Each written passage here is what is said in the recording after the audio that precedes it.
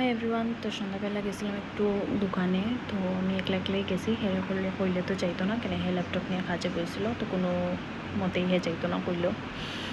তো একলা একলাই গেছি হাঁটতে হাঁটতে। আর এত সন্ধ্যা হয়েছে না, প্রায় 7:45 হইব আমি গেছি। তো ঘরে আইসি, ঘরে আওয়ার পরে সবার আগে আমি একটা লটি চকো পাই খাইছি, কেন কি দেখি আর লোভ সামলাইতে পারছি না। তো যতই ক্ষুধা লাগুক, সবের প্রথমে নিজের মেয়ে আমার, তো তাইরে আমি খাওয়াইলাম সবার আগে ঘরে আইয়া। তো তাইরা খাওয়াইয়া হয়ে তাই ঘুমিয়ে ফিটিং করিলাই অবশ্য। তো ঘুমিয়ে ফিটিং করাইয়া আমি গেছি একটু ম্যাগি বানাইতে। ম্যাগি আনছিলাম, ম্যাগি খাওয়ার ইচ্ছা করছিল, তো ম্যাগি বানাইতে গেছিলাম। তো হে প্রথমে একটা হচ্ছে খাইতো না, বাট আমি একটু মজাদারভাবে বানাইছি, তো হে বলছে ঠিক আছে আমার একটু দিলাইও।